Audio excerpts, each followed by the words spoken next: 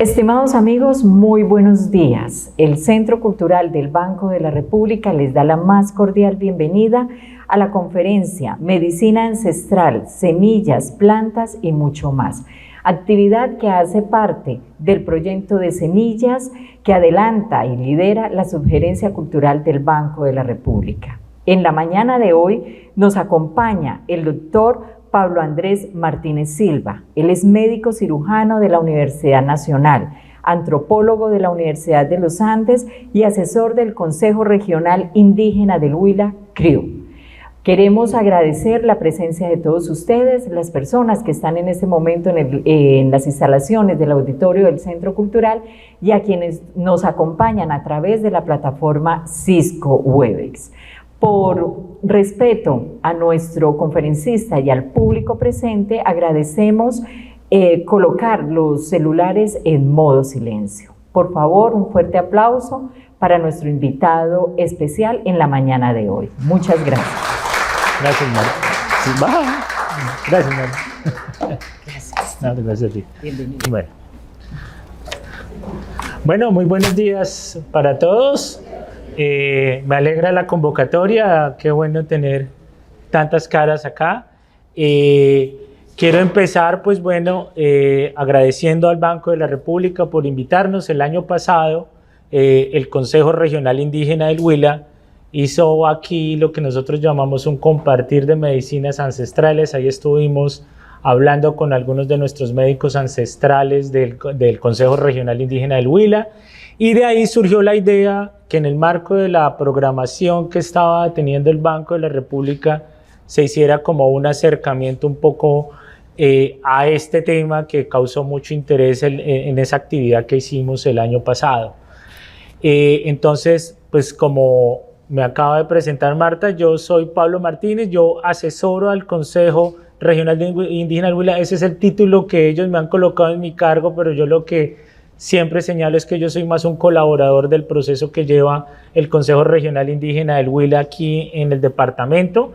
El Consejo Regional Indígena del Huila, para los que no lo conocen, reúne a 8 pueblos indígenas que habitan actualmente en el departamento del Huila, algunos de ellos originarios de esta región, otros han ido llegando por distintas razones, y hacen parte de él, digamos, estos 8 pueblos que se organizan. Nosotros hablamos de 33 territorios ancestrales que, acorde con la Constitución Nacional de la República, tienen el poder como gobiernos dentro de su territorio ancestral. Esto es muy importante para entender el proceso político organizativo que lleva el Consejo Regional Indígena del Huila.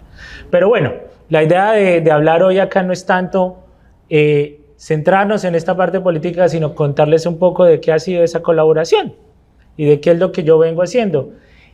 Marta arrancaba presentándome a mí que, bueno, parte de mis estudios, yo soy médico cirujano originalmente de la Universidad Nacional de hace ya varios años, y me formé como médico en toda esta visión en la que se forma la medicina occidental, alopática, que conocemos y que ustedes han tenido, digamos, familiaridad con ella. Y pues en mi historia pues vengo a estar trabajando con los pueblos indígenas y con esto que se llaman los médicos ancestrales y lo que llamamos la medicina ancestral. Y por ahí quiero empezar explicando, digamos, que cuando uno habla de medicina ancestral, uno tiende a pensar que la medicina ancestral es como un equivalente igual a la medicina occidental, pero de allá. Ellos hacen lo mismo que las personas que nosotros llamamos médicos desde este lugar, en los territorios. que hacen ellos, curar enfermos. Y esa es como la primera cosa, y yo creo que ahí empiezan buena parte de las dificultades, digamos, porque lo que nosotros llamamos medicina occidental, es decir, esto que nosotros llamamos aquí hoy en día medicina o la medicina alopática, la que nos brinda el Sistema General de Seguridad Social, es una medicina que tiene una trayectoria histórica muy particular, que arranca después del Renacimiento y que, a la luz de unos cambios que va teniendo una manera de pensar que nosotros hablamos en estos conceptos de cosmovisiones, se constituye una cosmovisión que hoy llamamos científica. La medicina adquiere una mirada muy particular de cómo entender los problemas que las sociedades llamaban enfermedad.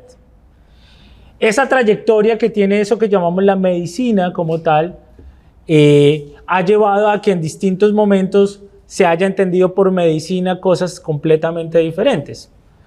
Cuando los conquistadores y los primeros cronistas llegaron a lo que llamaron las Indias occidentales, lo que encontraron era una serie de prácticas que hacían los indígenas y que en esos momentos en Europa estaban ya tipificadas con lo que llamamos popularmente la brujería, la práctica brujesca que desarrollaba ya, y que eso tiene una historia que es de finales del Renacimiento, de finales de la Edad Media y en el Renacimiento. Pero los españoles que llegaron a estos territorios tenían en la cabeza que si se podía curar a las personas de una manera distinta a la que ellos habían aprendido allá, estaban ante un efecto absolutamente brujesco. Y la brujería pues tiene toda una historia particular en la cual no me quiero detener porque eso daría para otra charla. Pero entonces los cronistas llegan acá y se encuentran con una serie de personas haciendo unas prácticas que para los europeos eran brujería, e inmediatamente catalogan a eso que están haciendo esas otras personas como brujería. Y eso es parte de la carga que tiene este tema de la medicina ancestral, de que muchas personas hoy aún lo llaman a esto brujería. Y eso es como el resultado de esa trayectoria.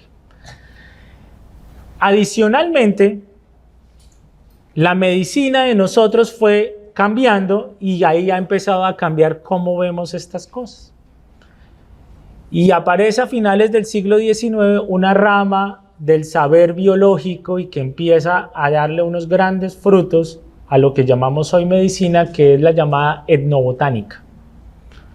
La etnobotánica es el estudio de las plantas que se utilizaban por parte de algunos pueblos originarios o que llamamos originarios e indígenas, y empiezan a ver que esas plantas pueden servir para efectivamente curar enfermedades. Y el ejemplo más concreto, en este caso en el territorio colombiano, es el famoso tema de las quinas. Cuando llegan los europeos al imperio inca, encuentran que los indígenas trabajan para curar las fiebres con la corteza de un árbol. Inicialmente lo llamaron brujería. Cuando empieza a aparecer el conocimiento botánico y etnobotánico, después de Linneo, y llegan algunos de los primeros que hacen categorización de plantas medicinales aquí en el territorio de lo que eran las Indias, encuentran que esa corteza tiene unas propiedades y esas propiedades permiten manejar ciertas enfermedades, y ese es el origen de la quinina, que es la principal herramienta que hoy en día tenemos para curar la malaria. Esa es la base del principio activo. Eso ocurre entre el siglo XVIII y el siglo XIX, y a partir de eso la mirada frente a estos fenómenos cambia y se empieza a decir: hey, los indígenas tienen un conocimiento y ese conocimiento nos puede dar una serie de herramientas para que nosotros podamos enfrentar la cosa mejor. Eso ha llevado a que en los últimos años y el siglo XX y el siglo XXI están marcados por esa gran búsqueda de conocimiento en otros lugares, de conocimiento de otras poblaciones, para que la sociedad occidental pueda entender eso. Y en esos intercambios lo que pasa es que lentamente vamos perdiendo la noción de todo el sistema de pensamiento que hay detrás de cómo los indígenas han llegado a ese conocimiento. Hemos perdido toda la noción que hay detrás, y que eso es verdaderamente la medicina ancestral. Con esto quiero plantear la primera idea que quiero dejar en esta breve charla, y es: cuando yo hablo de medicina ancestral, no estoy hablando de lo mismo que cuando hablo de medicina alopática.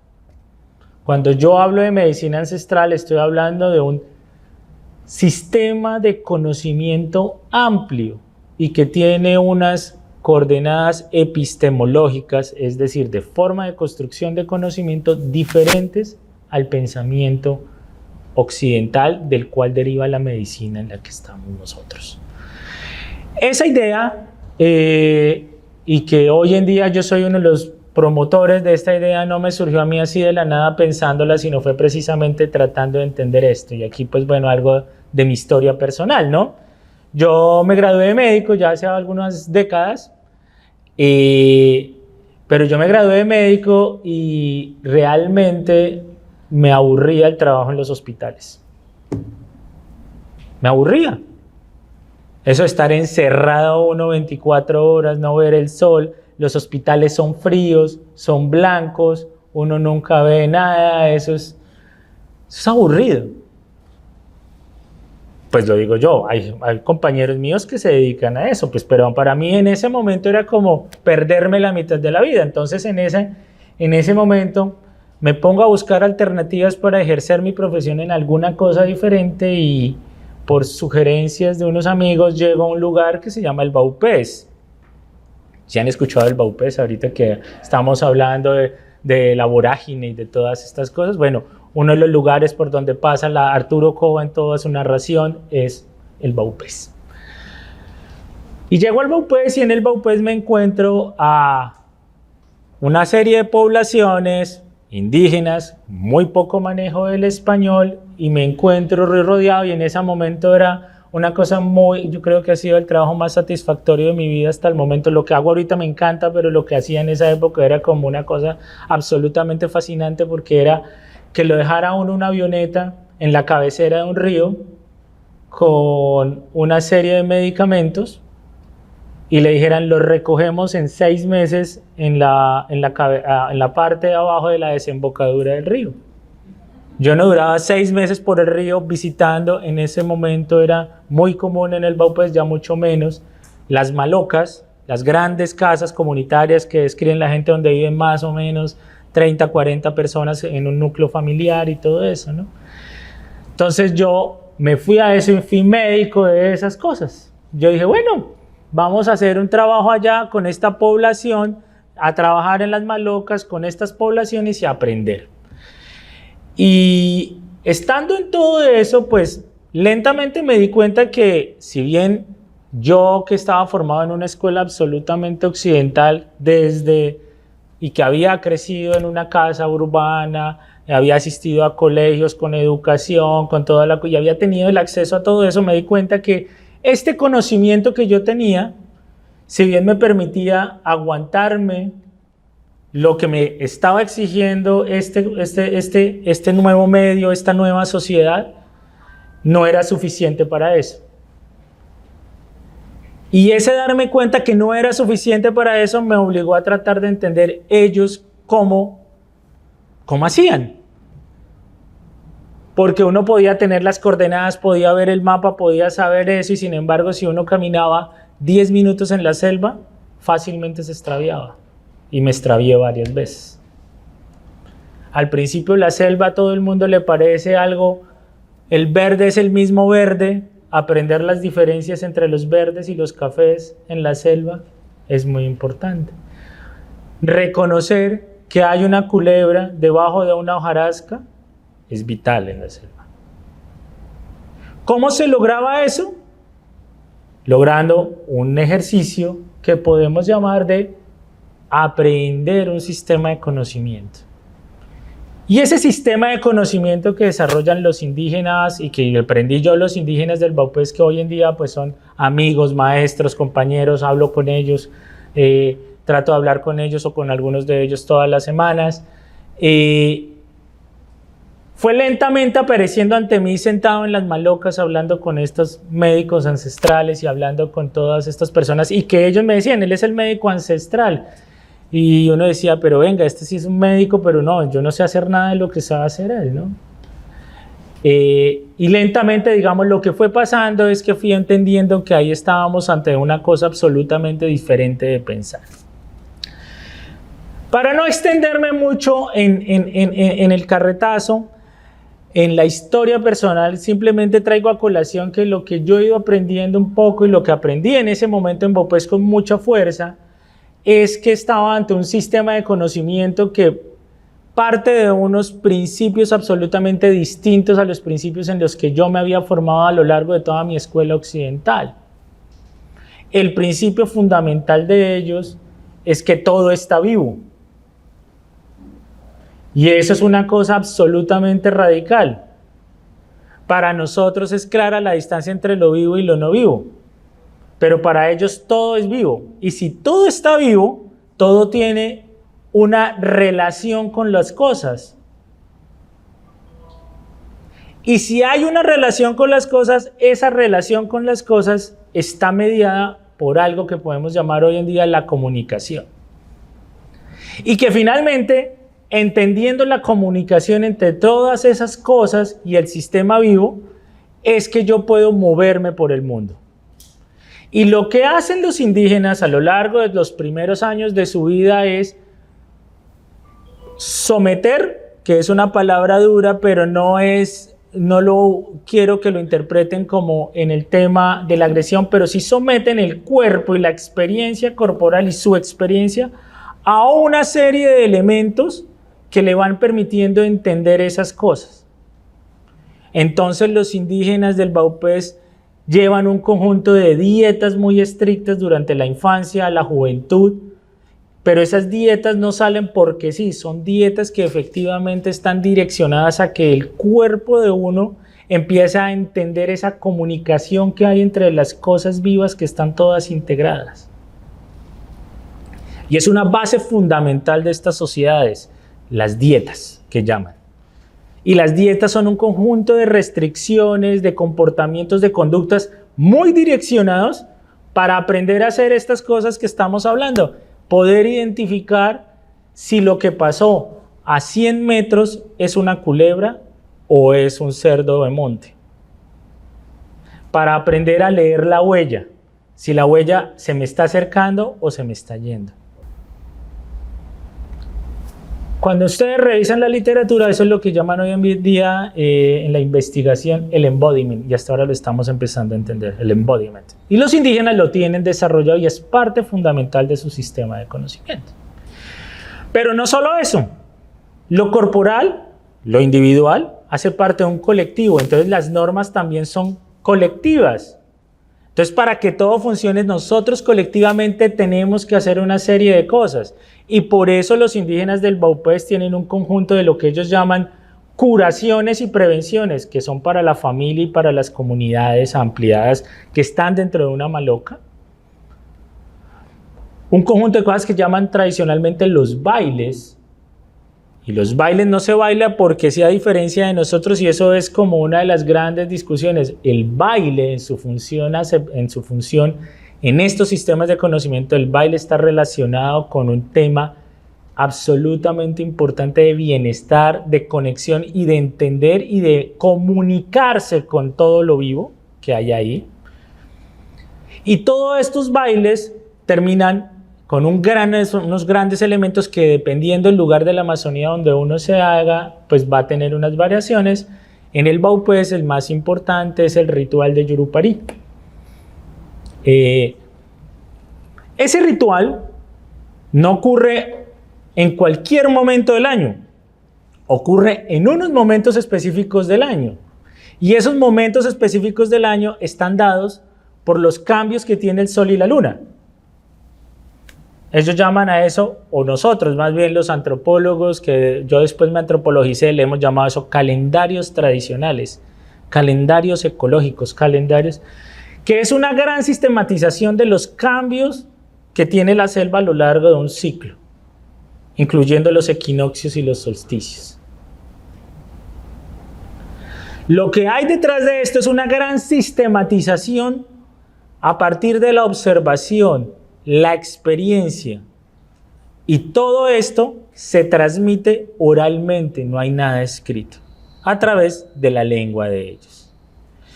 Entonces, cuando tú hablas de un médico ancestral, en este caso en el Baupés, que es como donde yo aprendí todas estas cosas, estás hablando de una persona que es una albacea de conocimiento, pero es una albacea del conocimiento no solamente de la salud y de la enfermedad de los seres humanos, sino de todos los cambios que hay en el territorio y de cómo todos esos cambios, y al incumplir algunas de esas orientaciones que se hacen, cambia absolutamente todo.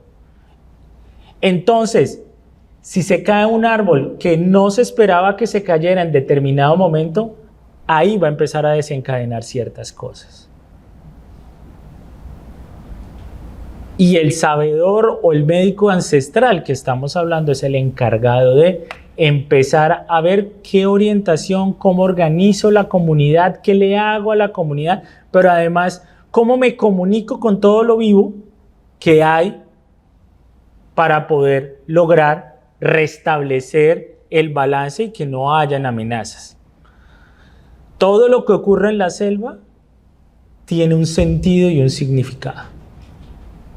¿Quiénes lo saben? Estos médicos ancestrales.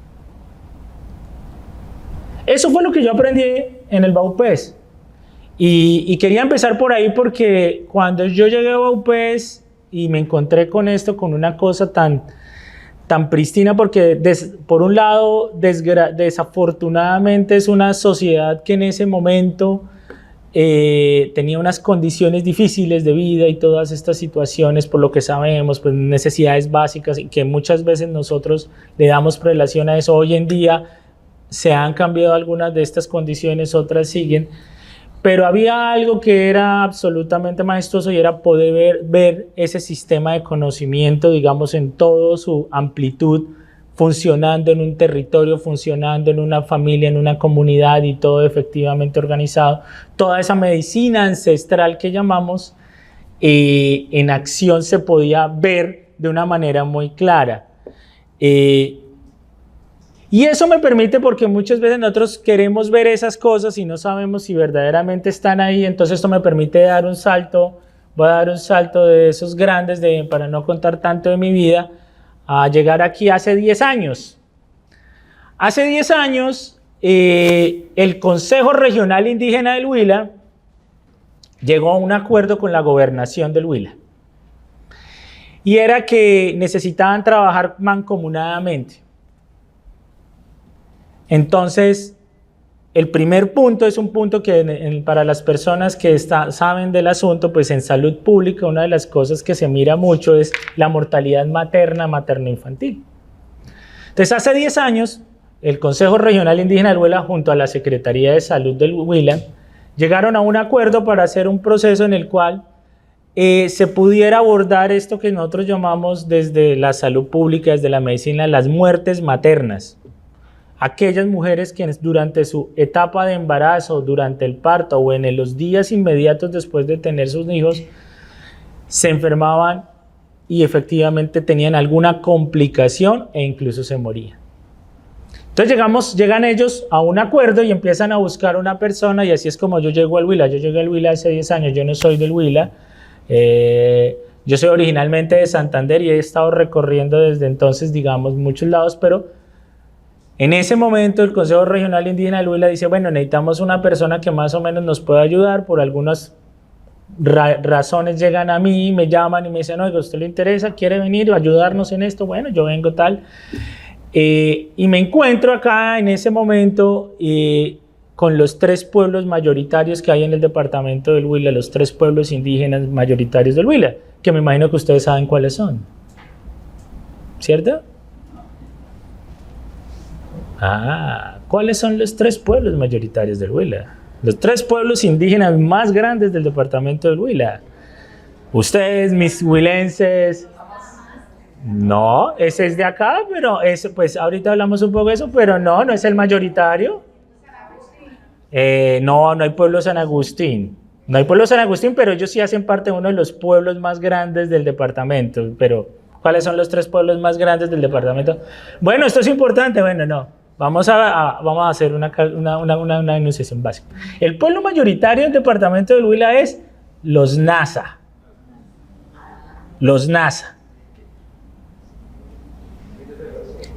¿Ustedes han visto las noticias en los que bloquean la Panamericana? De esos mismos hay acá. Pero son los mismos que se le llaman los paeses. Se llamaban paeses, pero el nombre de ellos es Nasa. Desde afuera muchos los llamaron paeses, pero son Nasa. Y tienen una lengua, el Nasayuwe. En el departamento del Huila sabemos que los Nasa siempre han vivido. Pero cuando llegó la conquista española, y esto es historia, evidencia arqueológica y todas estas cosas, buena parte de los Nasa del Huila se metieron por la zona del Valle de la Plata y subieron por el río Páez a lo que hoy se llama Tierra Adentro, que es el centro de los Nasa. Pero los Nasa son habitantes del departamento, de lo que llamamos hoy el departamento del Huila.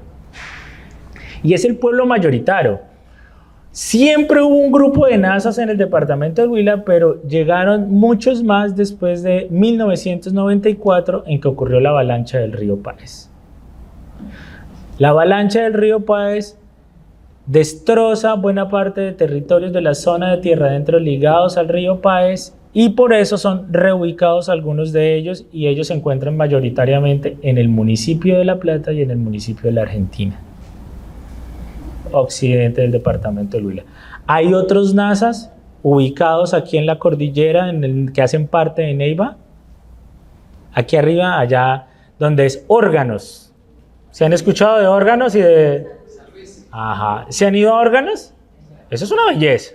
Bueno, ya saben de qué estoy hablando. Luego hablamos de eso. El segundo pueblo mayoritario tiene que ver con los que estaban enunciando por allá, los que viven en San Agustín, pero no solamente están en San Agustín, son los Yanacona. Los Yanacona es el segundo pueblo más grande que hay en el departamento del Huila. El Yanacona originalmente, hasta donde tenemos evidencia, también siempre estuvo en el departamento. Son los que comunicaban con el macizo andino colombiano. Entonces hay una relación de familiaridad entre los indígenas que están allá en la zona de San Sebastián, en la zona del Rosal, en la zona de Almaguer. Hay una familiaridad con los yanaconas del departamento del Huila. Y en el departamento del Huila están ubicados principalmente en los municipios del sur. No solamente en San Agustín, están en San José de Isnos, están en Pitalito, están en Palestina. ¿Ve? Y el tercero en importancia es el pueblo Misak, más conocidos popularmente como los guambianos. Y probablemente ustedes los han visto por acá caminando y se asustan con el calor de Neiva, ellos con su ruana y su falda. Y ellos no se la quitan, puede hacer todo el calor, no se lo quitan. Esos son los tres pueblos mayoritarios, ¿no? Vea. Luego de ellos vienen otra serie de pueblos. Ahí sí aparece el pueblo Tama, que el pueblo Tama es un pueblo que hasta donde sabemos hoy en día no es original del departamento del Huila, es realmente original de la Amazonía, es un pueblo amazónico, sino que cuando empieza a crecer lo que hoy llamamos Neiva, que en ese momento era Villavieja, arriba, los encomenderos se dan cuenta de que no tienen mano de obra, porque los pijaos habían entrado en resistencia absoluta. Entonces una serie de exploradores españoles van a la Amazonía y empiezan a traer indígenas de allá. Ese es el origen de los Tama, que es el cuarto en importancia. El quinto en importancia es el pijao, los descendientes de los pijaos que siempre estuvieron sobre el río Magdalena.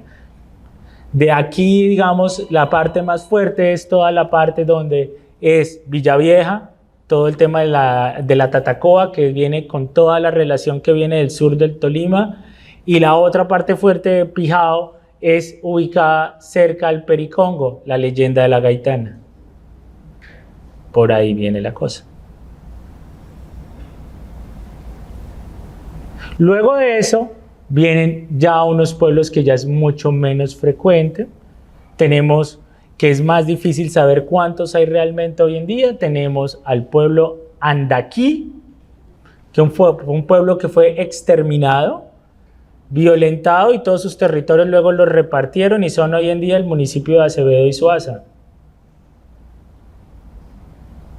Ahí hay unas familias que son descendientes de esos andaquís y que hoy en día se reconocen como andaquís. Tenemos a los Inga, que han llegado del Putumayo, son un pueblo de ascendencia hacia el Putumayo. Y finalmente tenemos los Embera, que no son originalmente acá, pero el pueblo Embera es un pueblo itinerante, seminómada. Entonces ellos, por eso usted los encuentra en cualquier lugar de Colombia. y acá hay en Veras. Esos son los 8 pueblos, ¿ve? Uy, ven ese. Paniquita Estama. Estama. Entonces, eso para contarles. Entonces yo llegué a trabajar con ellos. Con ese momento les estaba contando los 3 pueblos más importantes. Y en ese momento era el tema del embarazo, el parto y el puerperio. Y para ir, digamos, como consolidando esto con el subtítulo de esta charla es, pues bueno, cuando empezamos a trabajar, empezamos a hablar con los sabedores, las sabedoras, como se les denomina de acá a los médicos ancestrales. Los médicos, aquí los pueblos indígenas hablan de médicos ancestrales, pero al interior de los pueblos no se habla de médicos ancestrales, se hablan de sabedor o sabedora. E incluso tienen nombres. Por ejemplo, en Nasayugue se utiliza el concepto de tehuala. Tehuala. Un tehuala es un sabedor. Los Misak hablan de el Merevic.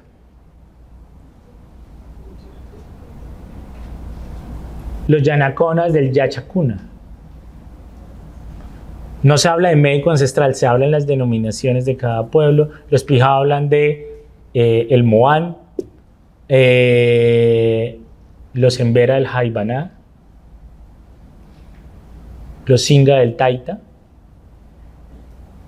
Así, cada uno tiene su denominación y ahí vamos como entendiendo la cosa. Pero bueno, cuando empezamos a trabajar con ellos, digamos que lo que pasó fue que entonces dijimos, bueno, tenemos que empezar a ver cuál es el problema fundamental y creo que por aquí vamos a empezar a darle, digamos, ya empezar a dar un cierre a la conferencia para llegar a donde quiero hablar, que es este tema de las plantas y todo este tema, que es el siguiente, y es cuando empezamos a trabajar con ellos nos dimos cuenta que la Secretaría de Salud le echaba la culpa a los indígenas de no ir a tener el parto al hospital. Y la Secretaría de Salud estaba enranchada con eso. ¿Cuál es el problema? Esos indígenas que no, así, porque hablaban así. Esos indígenas. Entonces, bueno, empecemos a indagar qué es la cosa. Y empezamos a darnos cuenta de una serie de cosas bien interesantes y esto es fundamental. Cuando una mujer va a tener su parto en un hospital, habitualmente, que no es una experiencia muy agradable para las mujeres, yo creo que lo agradable es al final cuando tienen un producto satisfactorio, pero no es una experiencia general, porque es una experiencia agresiva. Primera razón, la tienen allá acostada un poco de tiempo, a la mujer, aguantando los dolores, muchas veces en unos espacios muy fríos, y cuando ya van a tener el parto, la pasan a una cama que es lo más incómodo que hay, con unas cabestrillos donde le abren las piernas, la hiperextienden, una cosa súper realmente agresiva. Y además de eso, hay un procedimiento que se llama la asepsia y la antisepsia, que es básicamente asear. ¿Con qué? Con agua fría y jabón o soluciones antibacterianas. Eso es frío, súper frío. Y los indígenas decían, ese es el problema. Ahí ustedes ponen en riesgo la salud de nuestras mujeres, porque ahí es cuando les entra el frío. En la categoría del frío es una categoría que explica muchas de las enfermedades que le dan a las mujeres y a los recién nacidos después de estos procedimientos. Y es una exposición que ellos asocian con unos cambios en la temperatura y que produce una efectiva enfermedad. Entonces los indígenas decían, tenemos que cambiar esas cosas. Entonces ellos decían, la manera más fácil de cambiar eso es volver eso frío en algo caliente. Entonces todos decían, bueno, ¿cómo volvemos eso frío como algo caliente? Entonces dijo alguien, hervimos el agua desde la visión de nosotros. No, porque hervir no hace el agua caliente. El atributo de caliente no lo da la temperatura, lo da ciertas cosas que tiene el agua. Entonces ahí se complicó la cosa. Entonces, ¿cómo lo podemos convertir en caliente? Caliente lo podemos convertir utilizando una serie de plantas que nosotros conocemos, que son las plantas que permiten que eso frío se convierta en caliente.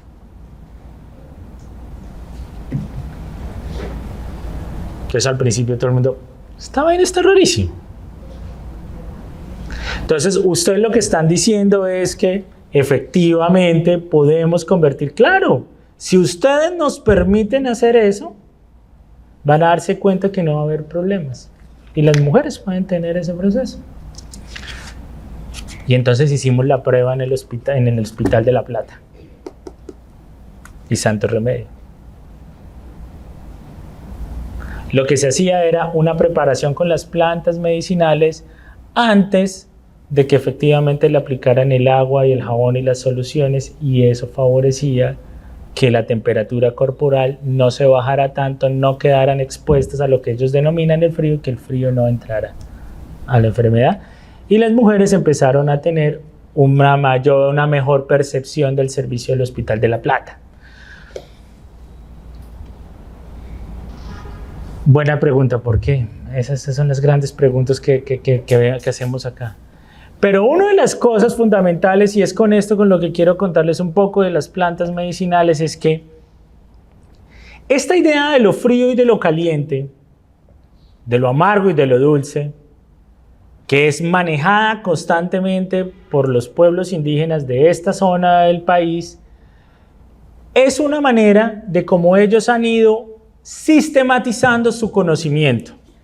Esto no es un conocimiento azaroso, es un conocimiento que tiene décadas, siglos, milenios, a lo largo del cual una serie de personas, que son esta serie de personajes que llamamos los médicos ancestrales, han ido sistematizando la experiencia del uso de ciertas plantas, y a la luz de eso le han dado ciertos atributos a esas plantas. No es una cosa de brujería, no es una cosa, esto es una observación, eso es un ensayo y error. Pero lo más interesante de esto es que estos atributos que le dan a la planta no son los atributos que nosotros le damos. Entonces todo el mundo siempre le pregunta a uno, ¿cómo identifica uno una planta caliente?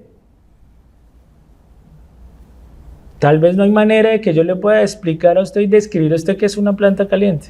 La planta caliente se siente. Eso lo sabe uno. Y para eso entrenan el cuerpo estos médicos ancestrales, nuestros sabedores y sabedoras, entrenan el cuerpo para poder identificar eso que es frío y caliente del atributo. Pero además el atributo de lo frío y lo caliente que tienen las plantas no depende únicamente de la planta, que ese es un error habitual. Nosotros habitualmente creemos que la planta tiene un principio activo.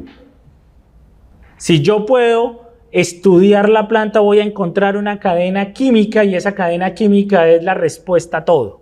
Y en eso nos la pasamos, y ese ha sido el acercamiento que le hemos dado a las plantas medicinales. Lo que tienen los indígenas es un sistema donde no existe ese principio activo, sino existe un atributo completo de la planta, y que ese atributo depende de muchas otras cosas. Depende de si la planta fue recogida en el monte o fue recogida en mi huerta. Normalmente las plantas del monte son más fuertes, pero también son más peligrosas. Las plantas de la huerta son las que yo he ido experimentando y conociendo y manejo mucho más.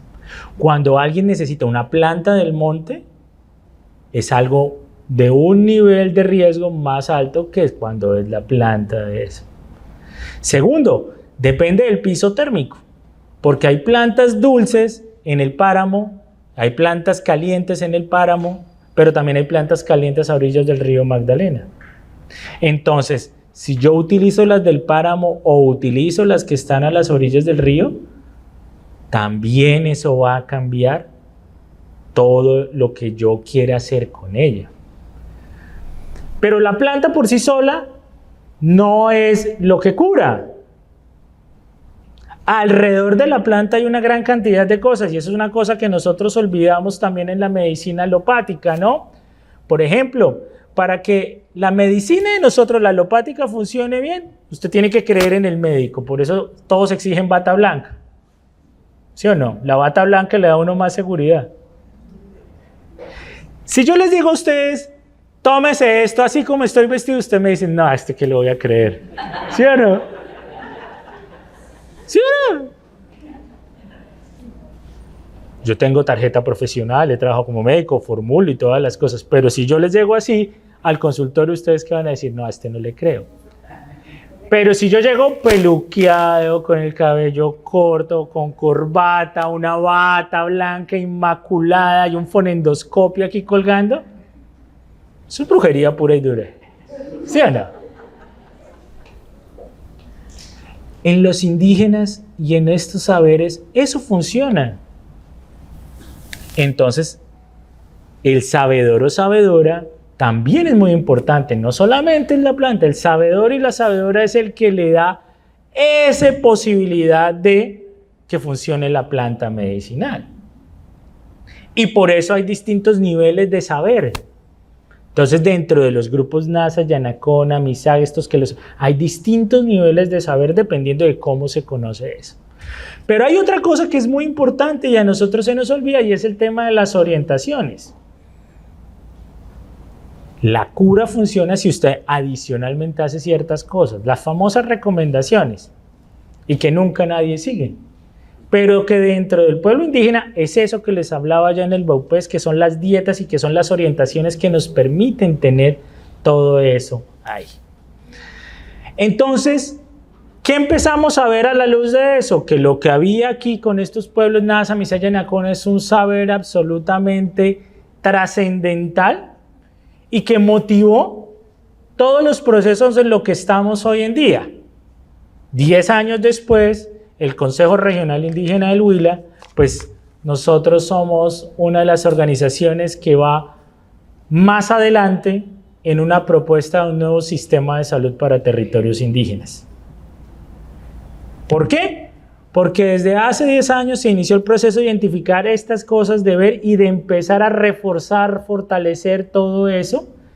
Y en ese ejercicio hemos venido haciendo múltiples cosas.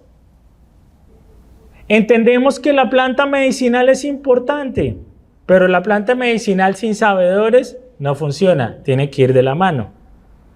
Y tiene que haber plantas medicinales en los distintos pisos térmicos, desde el páramo hasta el Valle del Magdalena. Y tenemos que identificarlas. Nosotros hicimos ya una identificación de las plantas medicinales del departamento del Huila a la luz de las cosmovisiones de los pueblos indígenas de acá.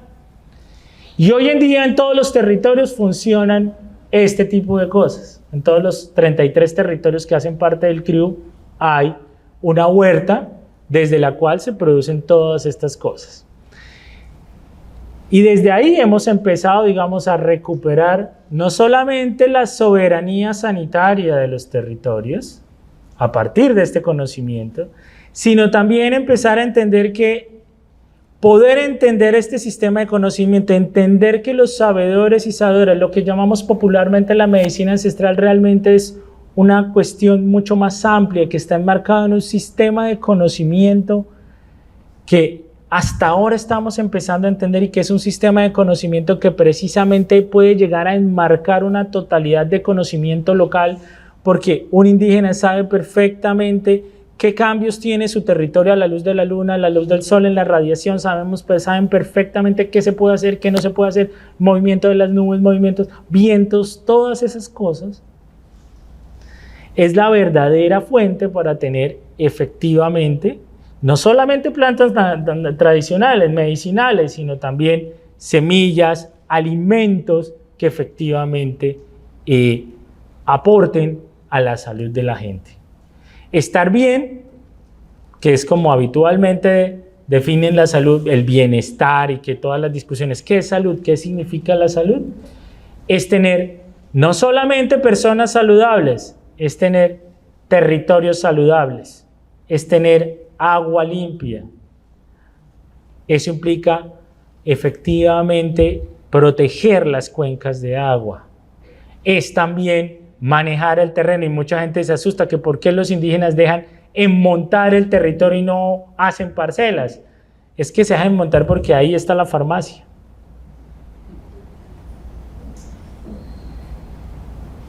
Eso no es pereza, como lo han dicho algunos. Todo eso obedece a una orientación en el sistema. Entonces, en estos momentos, y como para ya ir cerrando y para dar como algún espacio para algunas preguntas, pues bueno, primera cosa, la medicina ancestral no es igual que la medicina occidental, para concluir. Está en coordenadas diferentes y tiene vocaciones distintas. Para nosotros, lo que puede llegar a ser la medicina ancestral son muchas otras cosas, porque es que todo está integrado en la visión de ellos, y la medicina ancestral es solamente eso. Primera cosa. Segunda cosa, los elementos de la medicina ancestral no funcionan por sí solos. Funcionan en un marco de relaciones. Las plantas medicinales funcionan si tú sigues las reorientaciones, si estás acompañado por un sabedor o sabedora adecuadamente y efectivamente las personas, la familia, el grupo de apoyo se involucran en el proceso terapéutico. De lo contrario, la medicina ancestral no funciona, ¿no? Y acá yo siempre digo, no, pues hay gente que va y toma yagé y dice, uy, el yagé es lo máximo, pero siguen siendo malas personas, entonces no curamos las cosas. Que es siempre lo que cuentan del yagé, ay, es que yo fui al yagé y entonces, pero esta persona es tan mala persona que uno dice, bueno, entonces no estamos entendiendo qué es la medicina ancestral. Tercera cosa, y aquí hay un tema que es específicamente investigativo. Una de las grandes discusiones es, ¿funciona o no funciona? Y nosotros cometemos siempre un error, y es utilizar los criterios de nuestra medicina para evaluar otra cosa. Eso es un error. Y ese es un error de método científico. El método científico que conocemos está enmarcado en unas coordenadas de conocimiento que hemos construido. Entonces, cuando hablamos de las hipótesis y de todas esas cosas, ahí tienen su razón de ser. Pero si tú partes a otro sistema de conocimiento, el mecanismo de lo que se llama generar evidencia es otro. Y un poco lo que nosotros hemos tratado de hacer aquí en el Consejo Regional de Indígena del Huila es tratar de reconocer esa evidencia de ese funcionamiento de cosas. Y con eso no solamente hemos trabajado con las mujeres gestantes, también hemos trabajado y estamos trabajando en este momento en los temas de salud mental, de consumo de sustancias psicoactivas. Cuando llegó la pandemia de COVID, los territorios indígenas aplicaron todo su conocimiento y fuimos una de las poblaciones con menor mortalidad de todo el país. Y eso está documentado con estadísticas y todo. Pero ¿qué se hizo en ese momento? Seguir las reglas de ese sistema de conocimiento y no tratar de empezar a llevar unas reglas de distintas para hacer eso. Hoy en día, que estamos buscando respuesta a todo y todas las cosas, como que las plantas medicinales se nos vuelve como en una siguiente frontera y estamos todos en la búsqueda de qué puede darnos esta planta, qué nos puede dar esta planta para tratar de curar la siguiente pandemia que se nos va a venir. Cometemos el error de entender y de buscar un principio activo, y de tal vez lo que nos tocaría pensar es que el principio activo no es lo importante es el atributo de ese sujeto y cómo ese atributo, al estar relacionado con ese todo, mueve todas las cosas, y toda esa movilización de cosas es la que garantiza que estemos mejor. Eso es lo que los indígenas buscan todo el tiempo. Eso es lo que en español han traducido acá como el buen vivir. Y que eso tiene unas denominaciones. Los Nasayuve hablan del Wetwet Izinji. Los Misak desde su lengua hablan del Pishint Baramik. Los Yanaconas hablan del Suma Kausai. Nosotros lo traducimos nuevamente en nuestra afán en el buen vivir. Y muchos convierten ese buen vivir en bienestar, y no, de lo que se trata ahí es de entender cómo se relacionan las cosas y cómo buscar el bien no es simplemente buscar un principio activo que nos ayude a eso y que recorte la cosa y que ya solucione la cosa, sino entender que las cosas mejoran si se mueve el todo. Para recuperar la salud tenemos que recuperar todo, y recuperar todo significa entender todas estas relaciones que hay entre el individuo, lo colectivo, el territorio. Cualquiera de esas cosas en desbalance es una limitación para lograr el buen vivir. Y eso yo creo que es el mayor aporte que puede dar hoy en día eso que llamamos las medicinas ancestrales. Listo. Con eso quería cerrar.